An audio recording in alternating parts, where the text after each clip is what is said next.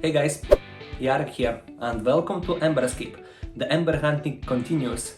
It's the same day from the last video if someone watched it. If not, go and watch it now, because this is continuation. We will go with UV light at the sea to look for amber. And let's go.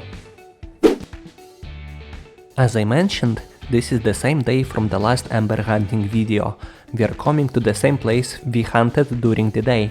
We took a break for 2 hours to get warm and get some food, and it was time to check situation at the beach, if the amber were still available.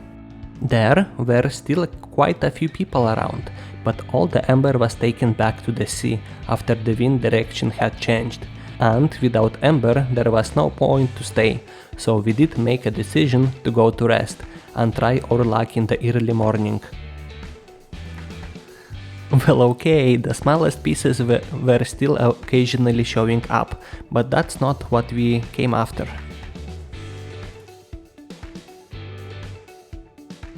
Good morning, people, it's update time.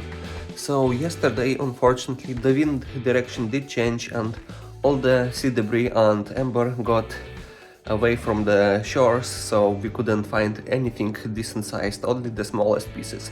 So we made the decision to go to sleep, preserve some energy and try at night again. And so the time is now and let's go to the sea again and try to find something decent. So see you at the sea.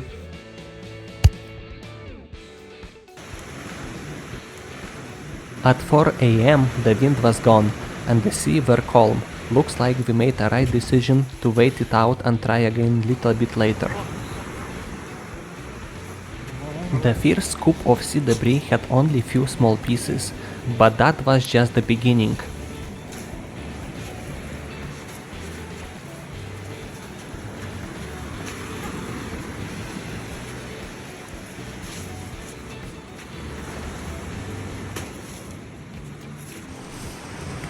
The second scoop was already a lot more promising, as it did contain a decent sized piece of amber. It shines beautifully in yellow-green color.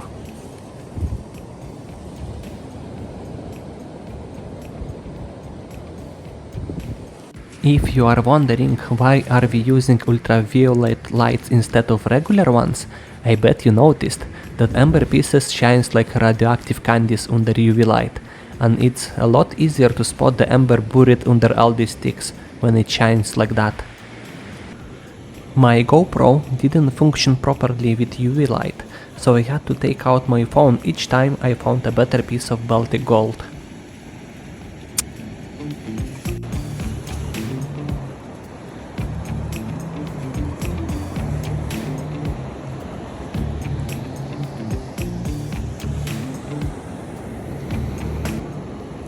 We had one big net and one small one. The small one is great for sniping pieces, and the big one is used to scoop up everything and hope for the best. And sniping is harder than it looks. Since we had both nets, the one who gets tired with the big one was taking a small one to get some rest.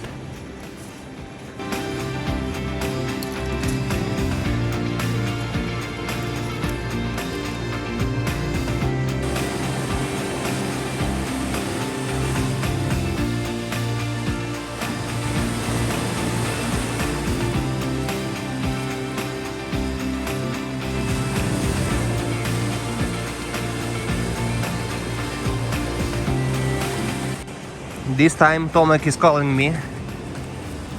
And I see why. Yep, also a nicer piece. Not the giant one, but this one is like okay.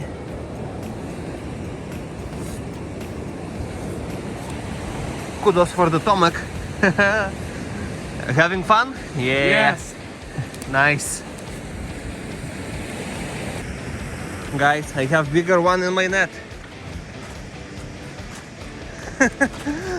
It's the first nice bigger piece. Look in my net.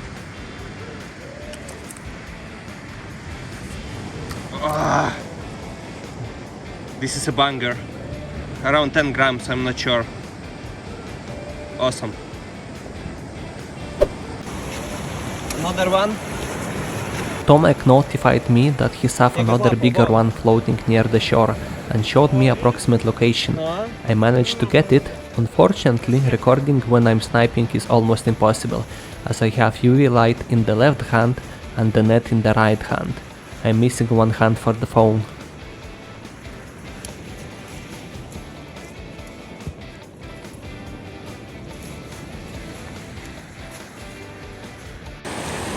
So there is old lady here. I'm not sure how old she is. She's like 8 years old at least, very old. And she was here during the day and she is here now during the night. If anything else, she is legendary amber hunter and she is very famous in Lithuania. I'm not sure how they call her. I will call her Amber Lady. We are watching Master at work. And she got something. Yeah. I think the bigger pieces are starting to getting washed up. I got few in my net. Let's fix my projector. There we go.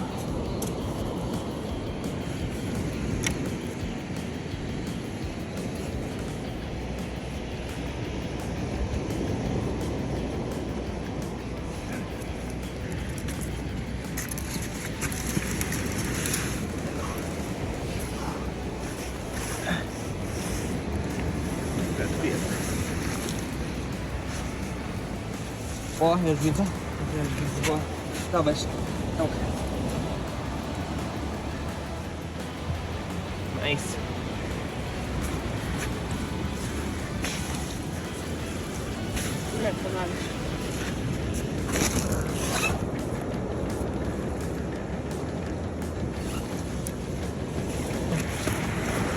O, poczekaj. Grabol 2. Weźmij ich.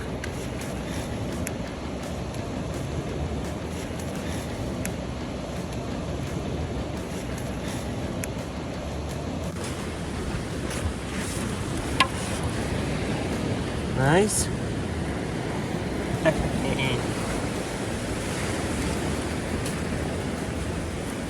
Got something? No? Because I do.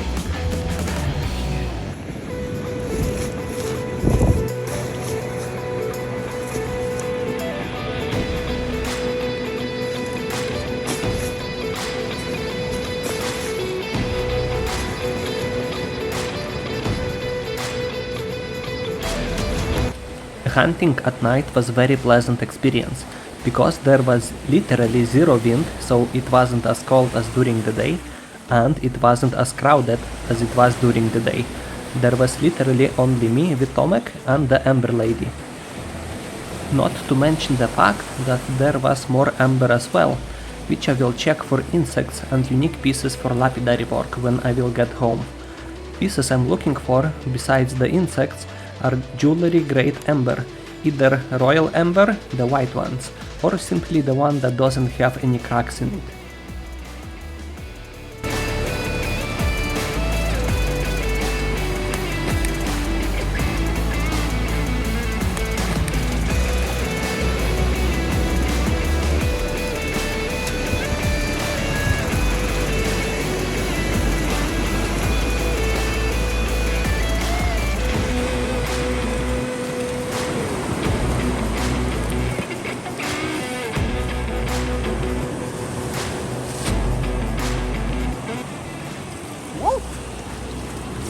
Yes or no? No, just a leaf.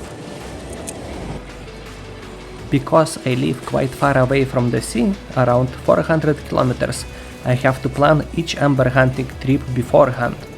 While amber hunting season is continuing, I'm checking weather forecasts daily to be up to date what is going on at the sea. After storms and big winds, when the sea starts calming down, that's the time with the highest success rate to find any amber, and that's when I'm traveling to the sea to try my luck.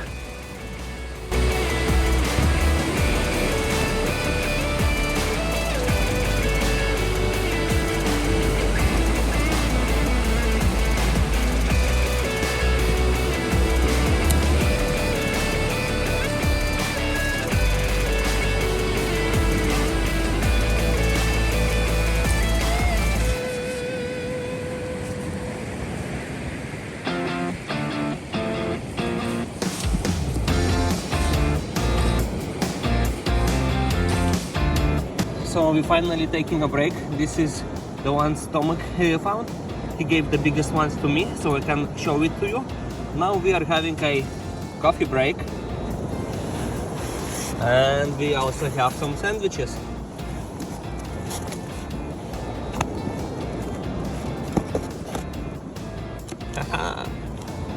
Bon appetit.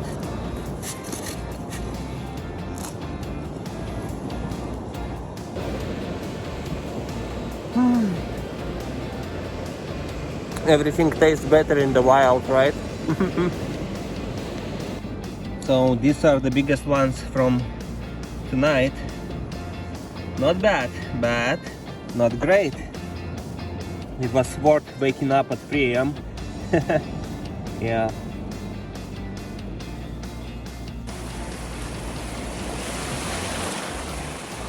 The break was over after 15 minutes and we kept hunting for amber. After an hour it will start getting bright, so we have to hurry up and take advantage of UV lights while it is still usable. If you are enjoying this video, consider subscribing to the channel and liking this video, as it keeps me motivated making more content like this. I know what you are thinking, but no, this is not an amber. It is a stick and I have no idea why it is glowing under UV.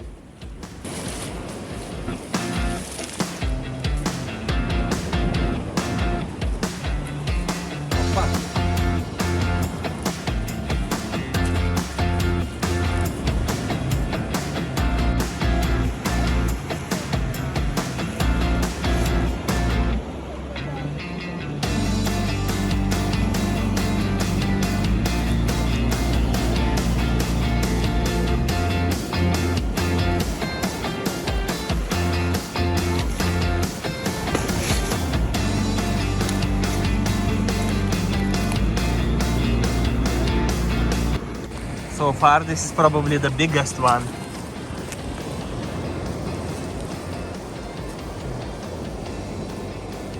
Well, it's not the fattest because it's like empty from the other side, but still neat.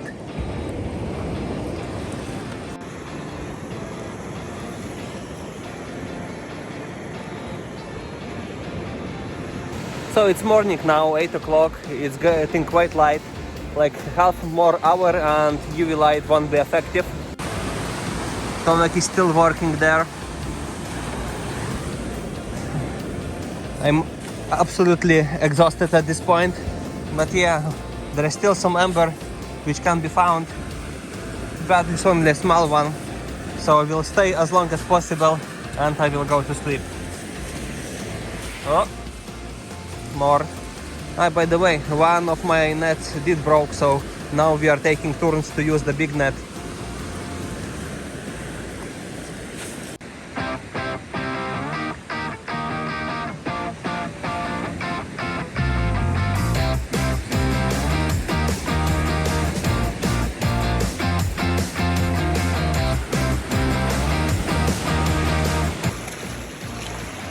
Amber is sparkling in the water. Every bit shining pieces, tiniest pieces of amber.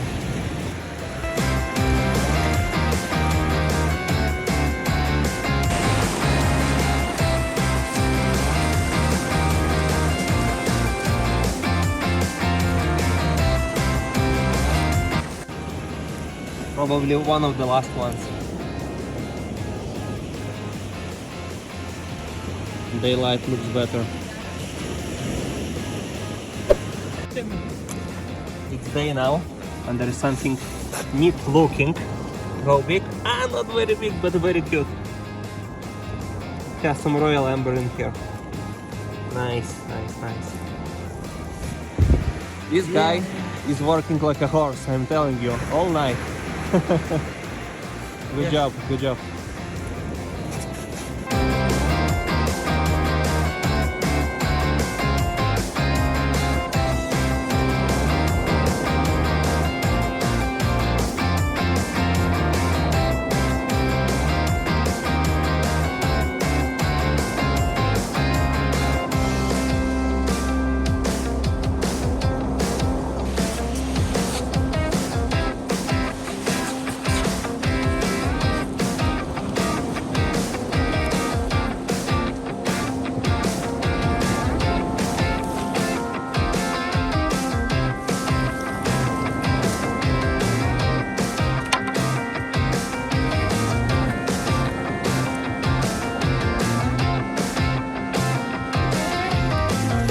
Is this officially the last nice piece?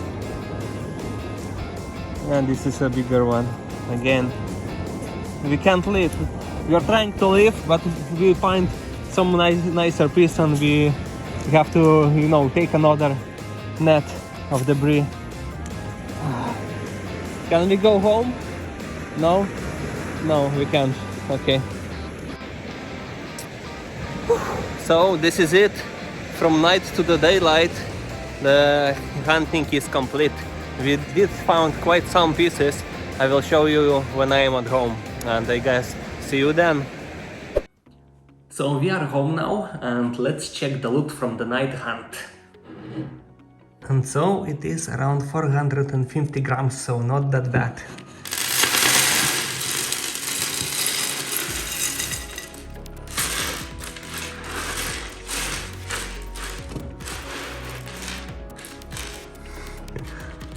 Quite the amount, and there is some bigger ones, quite a few of them, but unfortunately all of them doesn't have any insects. I did check all of these pieces. The colors are amazing, but what we are interested in is the unique pieces of amber. So this goes to the side, and I did already went through them, and this is the unique pieces. So let's start from this one. You see, this is royal amber from the side, and inside there will be this milky cloudiness going on. When polished, this will be a real candy, and no cracks inside, so this will be amazing when polished. Also this one also has some royal amber inside. Small one, but this will be amazing one as well. And all the rest, either inclusions, insect or something else, and few of them are not 100% insects. For example, this one has 2 branches, but they are quite oxidized. Also should be a nice piece, very super clear. This one I'm not sure. We will polish it a little bit from the top, and we'll check if there's anything inside. Check this one. High five. Small hand. No insects, but shape itself very unique, and it has a barnacle on the top. See? Tiny barnacle. Cool piece. So this one is 100% insects, and few of them at that. You see? Some sort of dipteras, I'm not sure. There's 4 insects in here. I will try to make photos of this one after a little bit polishing this one from the top, so just I can make the pictures. Guaranteed insects. This bigger one, it does have something inside, but I'm not sure what. Either insect or a crack, so we will remove some surface right now. I will check what inside. Same for this one, some sort of a black dot. No idea what it is until we remove the surface. And same with this one. See, something is there. At least it looks like something is there. Could be nothing, but we'll find out in a moment. And lastly, super tiny, I mean, look how thin it is. And we have a flying insect here in this one. But what's unfortunate, it's missing a middle. So yeah, this one is no good for anything. Still cool. Okay, so now... So I did pick some scraps of the sandpaper, 1500 grit, and let's take the first piece and uncover what's inside. The first one I want to be this one.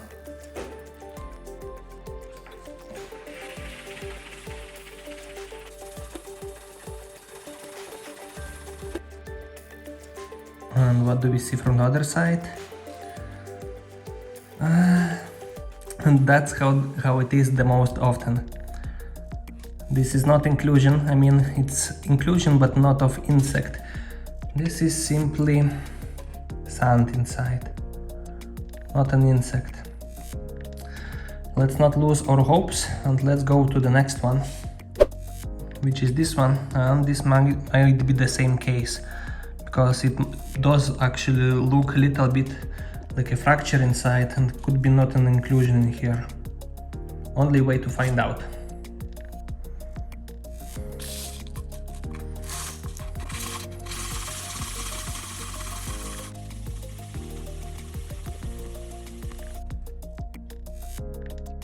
Once again, this is pseudo inclusion, this is some sort of debris or sand inside. But behind it I see some sort of small leg, so there could be some sort of pee-pee fly. Let's uncover it from the other side. Yeah, from the other side we have this super tiny pee-pee fly. Or some sort of pee-pee thingy. Okay, I will go through the rest a little bit faster. I will show you if there's anything worth showing. And it was a pee-pee thingy, but not a fly. It's an uphit nymph. It have this extremely long elephant-like trunk.